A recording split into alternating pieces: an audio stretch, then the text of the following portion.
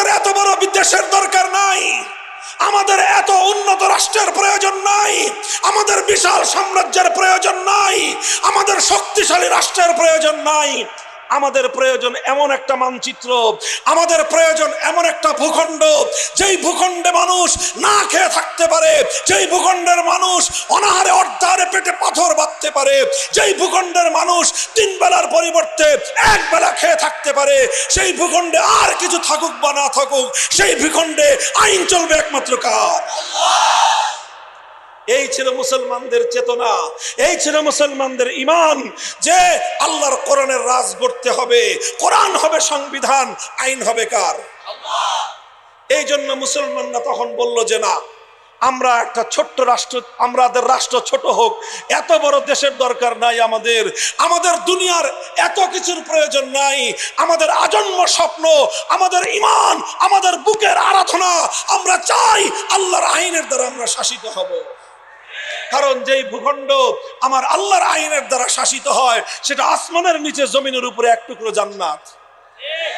এই জন্য মুসলমানরা জীবন দেওয়ার জন্য প্রস্তুত, রক্ত দেওয়ার জন্য প্রস্তুত, কিন্তু তাদের একটাই চাহিদা, একটাই তামান্না, একটাই আকাঙ্ক্ষা, আমরা একটা ভূখণ্ড চাই, একটা রাষ্ট্র চাই, একটা মানচিত্র চাই, যেখানে আইন চলবে আল্লাহর, যেখানে শাসন চলবে কোরআনের, সংবিধান হবে আল কোরআন।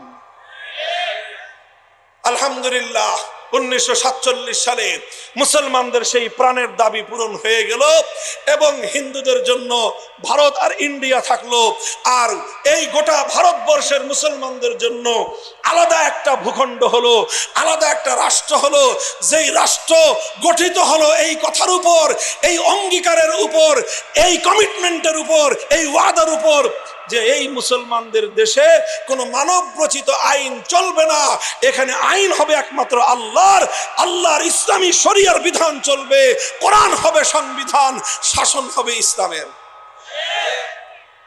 সেই রাষ্ট্রটাকে নাম দেওয়া হলো পাকিস্তান। এই পাকিস্তান, আসলে পাকিস্তান মূল কথা আমার নয় এখানে, আরে পাকিস্তানের প্রতি আমাদের আলগা কোনো প্রীতি নাই। আমরা ভারতকে যেরকম তালাক দিতে 2 মিনিট ভাবি না, পাকিস্তানকে তালাক দিতে আমাদের 3 মিনিট ভাবার প্রয়োজন হয় না। মুহতারাম হাজিরিন, আমাদের চাহিদা ছিল আল কোরআন, আমাদের চাহিদা ছিল আল্লাহর আইন, আমাদের স্বপ্ন ছিল এমন একটা ভূখণ্ড, এমন একটা দেশ, যে দেশে শাসন চলবে আল কোরআনের, যে দেশের সংবিধান হবে আল্লাহর আইন। মুহতারাম হাজিরিন, এই দেশের জন্য, এমন একটা মুসলিম ভূখণ্ডের জন্য, এমন একটা ইসলামী রাষ্ট্র গড়ার জন্য এই ভারত উপমহাদেশের মুসলমানদেরকে অনেক রক্ত দিতে হয়েছে, অনেক জীবন দিতে হয়েছে। যারা শতবর্ষে পুরাতন মানুষ যারা, তাদের হয়তো কিছুটা মনে থাকবে, কারণ এটা 1947 সালের ইতিহাস, এটা আজ থেকে প্রায় 76-77 বছর আগের ইতিহাস। সেই 76 বছর আগে যাদের বয়স অন্তত 10-12 বছর ছিল, অর্থাৎ এখন যাদের বয়স 90 বছরের কোটায়, তারা কিছুটা বলতে পারবে। আর আমরা ইতিহাসের পাতায় পড়ি, আমরা বয়ে বয়ে পড়ি, আমরা ইতিহাসে পড়ি, হাজার হাজার নয়, লক্ষ লক্ষ মুসলমান বাপদাদার ভিটে মাটি ছেড়ে দিয়েছে, বাড়িঘর ছেড়ে দিয়েছে, সহায় সম্পদ ছেড়ে দিয়েছে, অনেক মানুষ নিজের কলিজার টুকরা সন্তানকে পর্যন্ত ত্যাগ করে দিয়েছে, শুধুমাত্র কেন? যে আমার এই সম্পদের দরকার নাই, এই বাড়ির দরকার নাই, এই ভূখণ্ডের দরকার নাই, বাপদাদার গ্রামের দরকার নাই, পূর্বপুরুষদের শহরের দরকার নাই, আমি চাই এক খণ্ড এমন ভূমি, সেই ভূমিতে আমি পরদেশী হয়ে থাকবো, মুহাজির হয়ে থাকবো, ভিক্ষুক আর গরিব হয়ে থাকবো, কিন্তু সেই ভূখণ্ডে আইন চলবে আল্লাহ। এরকম একটা আল্লাহর আইনের দ্বারা শাসিত একটা দেশ গড়ার জন্য সারা ভারতবর্ষের মুসলমানরা অনেক রক্ত দিয়েছে, অনেক জীবন দিয়েছে, অনেক আত্মত্যাগ করেছে, অনেক কোরবানি স্বীকার করেছে। আর আপনারা শুনলে আশ্চর্যান্বিত হবেন এবং গৌরব বোধ করবেন, এইরকম একটা ভূখণ্ড করবার জন্য অনেক মুসলমান রক্ত দিয়েছে, জীবন দিয়েছে। সেই পাঞ্জাবের মুসলমানরা রক্ত দিয়েছে, বেলুচিস্তানের মুসলমানরা ত্যাগ স্বীকার করেছে, খাইবার পাখতুনখোয়ার মুসলমানরা রক্ত দিয়েছে, সীমান্ত প্রদেশের মুসলমানরা রক্ত দিয়েছে। লাহোর থেকে নিয়ে শুরু করে সেই লাহোর থেকে করাচি পর্যন্ত অনেক মানুষ ত্যাগ আর কোরবানি স্বীকার করেছে। তবে গোটা ভারতবর্ষের সমস্ত মুসলমানদের ত্যাগ, কোরবানি, তাদের তিতিক্ষা, তাদের রক্ত যদি এক পাল্লায় রাখা হয়, আর শুধুমাত্র আমাদের এই বাংলাদেশের মুসলমানদের ত্যাগ আর কোরবানি যদি আরেক পাল্লায় রাখা হয়, আল্লাহর কসম খেয়ে বলি বাংলাদেশের মুসলমানদের ত্যাগ আর কোরবানির পাল্লা ভারী হয়ে যাবে। কারা ছিল সেই মুসলমান বাংলাদেশে?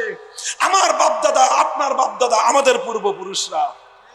আমাদের পূর্বপুরুষরা তারা যেই ত্যাগ আর কোরবানি স্বীকার করেছে, বাড়ির পাশের কলকাতাকে লাথি মারছে, নিজের বাড়ির চতুর্পাশের ভারতকে তালাক দিয়েছে, দিল্লিকে লাথি মেরে 2000 মাইল দূরের পশ্চিম পাকিস্তানিদের সঙ্গে হাতে হাত মিলাইছিল। পশ্চিম পাকিস্তানিদের প্রতি আলগা কোনো প্রীত ছিল না।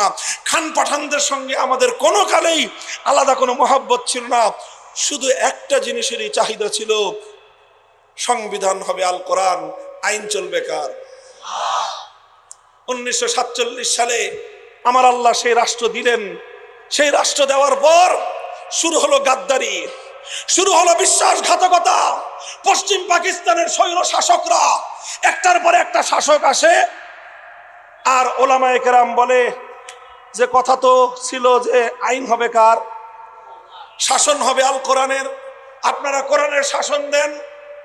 শাসকরা কয় যে হুজুর, রাষ্ট্রটা তো এখনো শিশু রাষ্ট্র, ইসলামের আইন শাসন একটু শক্ত, কঠিন। এই শিশুকে কঠিন খাবার খাওয়াইলে চলবে না, তো শিশুটা একটু বড় হোক, তারপরে আমরা কোরআনের শাসন দিব। আচ্ছা ঠিক আছে, কয়দিন আপনারা তাইলে পশ্চিমা ইউরোপিয়ানদের আইন দিয়ে কয়দিন চালান, আপনার শিশুটা একটু বড় হোক, তারপরে আমাদেরকে ইসলামী শাসন দিবেন। না, ঠিক আছে দেন। 5 বছর পরে হুজুররা জিজ্ঞেস করলো, আপনার শিশু বড় হয়েছে? কয় না, এখনো বড় হয় নাই। 10 বছর পরে জিজ্ঞাইলো, আপনার শিশু বড় হয়েছে? কয় না, এখনো বড় হয় নাই, এখনো ইসলামী শাসন দেওয়া যাবে না। 15 বছর পরে আবার জিজ্ঞেস করলো, শিশু বড় হয়েছে? কয় না, এই শিশু এখনো বড় হয় নাই, এখনো এখানে ইসলামী শাসন দেওয়া যাবে না। 20 বছর পর জিজ্ঞাসা করলো, আপনার বুইরা খাটাস, এই পোলা বড় হয়েছে? ভাই দুঃখে দুঃখে বলি, দুঃখে আমার আব্বাজান শাইখুল হাদিস আল্লামা আজিজুল হক রহমতুল্লাহ আলাইহি, তিনি এই দুঃখের কথাটা, এই আফসোস আর হৃদয় রক্তক্ষরণের কথাটা কৌতুক করে বলতেন। 24 বছরেও এই শিশু এটার সাবালক হইল না। আপনি বসেন, এদিকে সেদিকে ইশারা করবেন না, একটু একটু একটু একটু ধৈর্য ধরেন, একটু ধৈর্য ধরেন, একটু একটু কিছু তো কথা বোঝা যাচ্ছে নাকি? আপনি মাইক ঠিক করতেছে, আপনার ধৈর্য ধরেন। এক কথা লাইন হারায় গেলে আর কথা ফিরে আসবে না।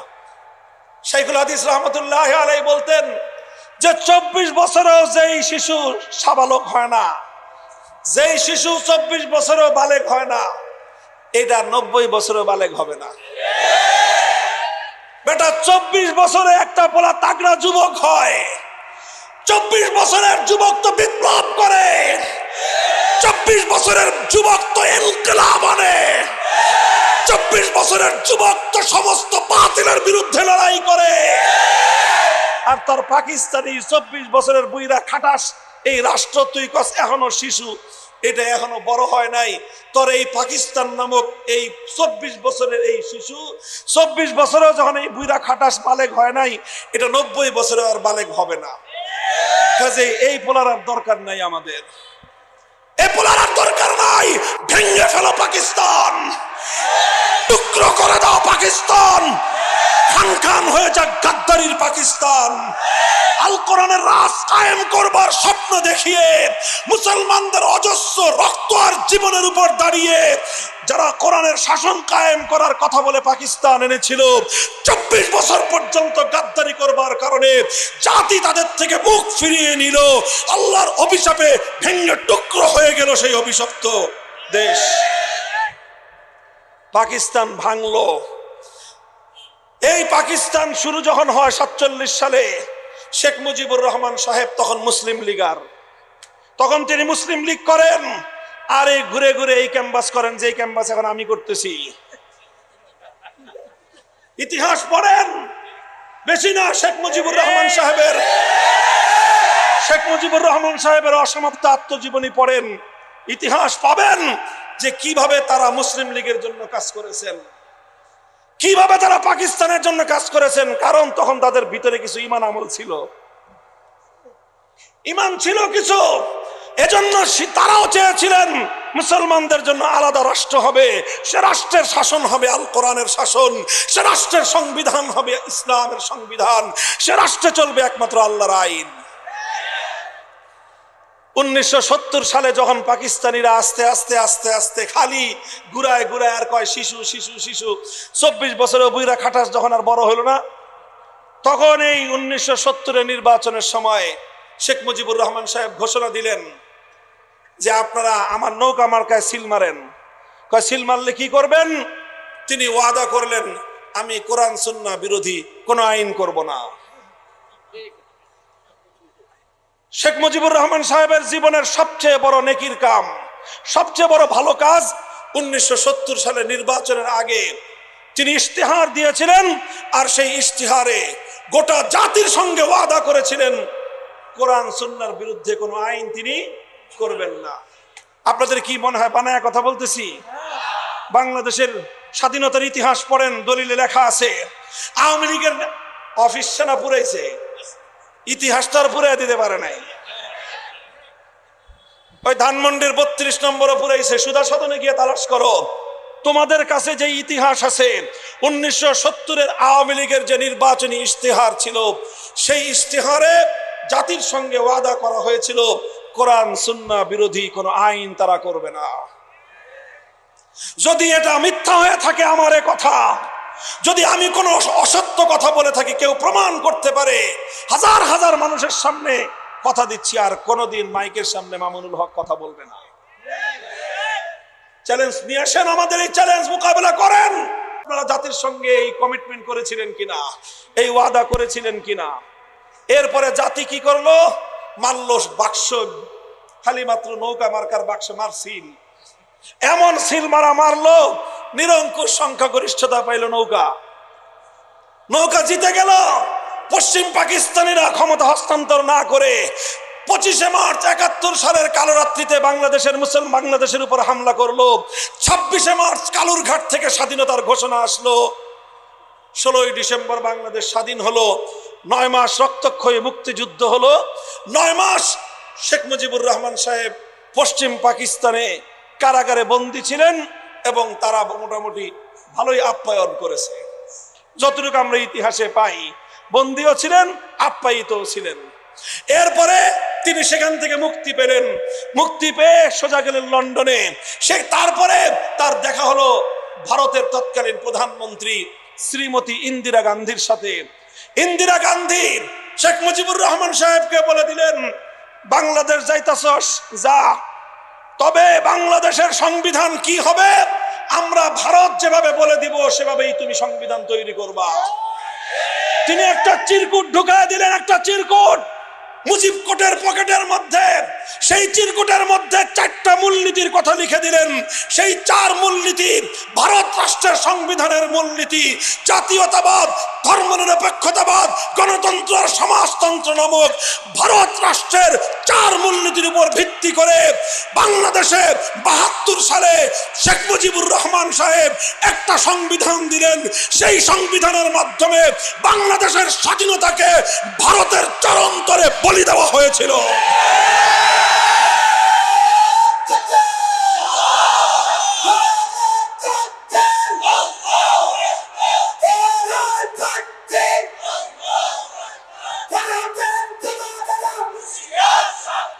মুহতারাম হাজিরিন, কথা পরিষ্কার। তিনি 70 নির্বাচনের আগে প্রতিশ্রুতি দিলেন কোরআন সুন্নাহ বিরোধী আইন করবেন না, আর সংবিধানের মূলনীতি বানালেন ধর্মনিরপেক্ষতাবাদ নামক কুফরি মতবাদ। তিনি আইন করলেন। কোরআন সুন্নাহর রাজনীতি, কোরআন সুন্নাহর আইন তো দূরের কথা, কোরআন সুন্নাহ বাস্তবায়ন করবার যে ইসলামী রাজনীতি, সেই ইসলামী রাজনীতিকে নিষিদ্ধ করে সমস্ত ইসলামী সংগঠনগুলোকে ব্যান করে দিলেন। ৭২-এর এই আইনের মাধ্যমে শেখ মুজিবুর রহমান সাহেব ৭০-এর নির্বাচনের আগে যেই ভালো কাজটা করেছিলেন, নেক কাজ করেছিলেন, জাতির সঙ্গে ওয়াদা করেছিলেন, সেই ওয়াদা ভঙ্গ করলেন, গাদ্দারি করলেন, বিশ্বাসঘাতকতা করলেন। যেটা ভালো করছেন সেটা ভালো বলি নাই, সাক্ষী আছেন। ৭০-এর নির্বাচনের আগে তার ওয়াদার প্রশংসা করি নাই। তো ভালোটা শুধু ভালো খেলে ভালো লাগে না। শেখ মুজিবুর রহমান সাহেব তার জীবনের সবচেয়ে বড় ভুল করলেন ৭২ সালে। বাংলাদেশের স্বাধীনতার চেতনাকে তিনি হত্যা করলেন। ৭১-এর জালেমের বিরুদ্ধে মুসলিমের লড়াইয়ের চেতনাকে তিনি হত্যা করলেন। মুক্তিযুদ্ধের চেতনাকে তিনি ধ্বংস করলেন। বাংলাদেশ নামক স্বাধীন রাষ্ট্রকে ভারতের গোলামে পরিণত করলেন। আর এইভাবে ৭১-এর চেতনাকে ৭২-এর চেতনার দ্বারা তিনি গিলে খেয়ে ফেললেন। এরপর থেকে ৫০ বছর বাংলাদেশের মানুষ ৭১-এর চেতনার নামক যেই যা ওষুধ খাইছে, এই সব বোতলের মধ্যে ৭২-এর চেতনা ছিল। ৭১-এর চেতনা ছিল না। ৭১-এর চেতনা কুফরি চেতনা ছিল না। ৭১-এর চেতনায় ধর্মনিরপেক্ষতার কথা ছিল না। ৭১-এর চেতনায় কোরআন সুন্নাহ বিরোধী কথা ছিল না। ৭১-এর চেতনায় ইসলামী রাজনীতির বিরুদ্ধে কথা ছিল না। এই সব ছিল ৭২-এর ভেজাল এবং শিরকি কুফরি চেতনার মধ্যে।